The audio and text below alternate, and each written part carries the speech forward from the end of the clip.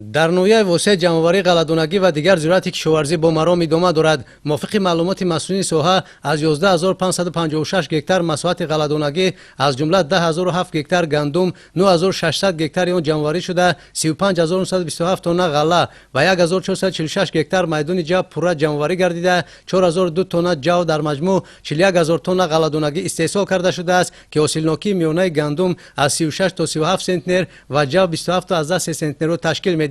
در خواجگی‌های دیهات نویه امسال حاصلناکی لوبیا دونگی به 20 سنتنر، کارتوشکا 150 سنتنر، پولزی 258 سنتنر، پیاز 340 سنتنر، سبزی 313 سنتنر، پمیدور 300 سنتنر و بودرینگ از هر یک گکتار به 312 سنتنر رسانیده شده. کشاورزان از این حساب 26573 تن سبزیجات استحصال کرده در برابر خانه گردانیدن احتیاجات عائله همزمان ثمره زحمتشان را برای تامین فراوانی به بازار استعمالی پیشنهاد نمودند. مورد ذکر است که ساکنان و خواجگیداران نویه زمین‌های در اختیار داشته را عاقلانه ثمرناک استفاده برده بعد جمع‌آوری حاصل در بخش خواجگی‌های دهقانی طبق دورنما باید در میدان بیش از 5000 گکتار کشت تکراری گذرانیده شود. امسال موافق دورنما در میدان 5419 گکتار در بخش خواجگی‌های دهقانی و در میدان 3298 گکتار در بخش اهالی کشتی تکراری گذرانیده شود که علاقه ما تا امروز 1190 گکتار در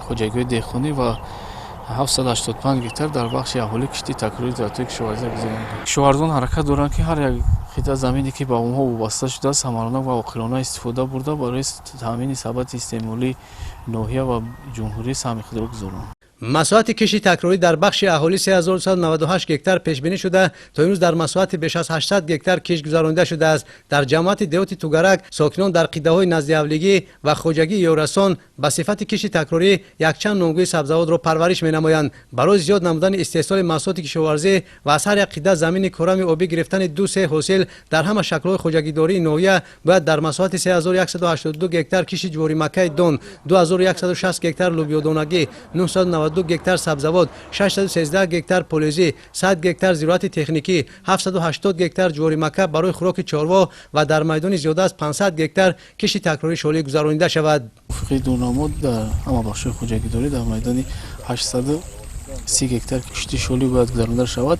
علاقه ما تا امروز در میدان 300 گکتار کشتی شالی در بخش خواجگی دهقانی و 100 گکتار در بخش اهالی کشتی شالی گذرانده ایم.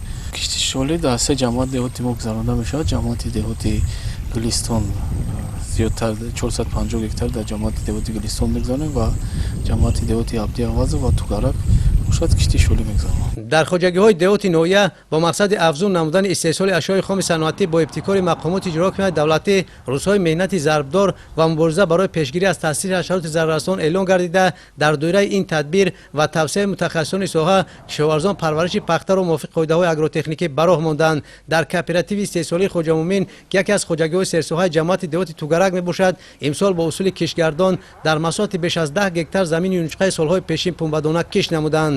نشوناموی پخته خیلی خوبه. هر یک نهالی پخته 6-7 خوراکی تیار داره که این برای از حاصل خوبی آینده درک می‌دهد.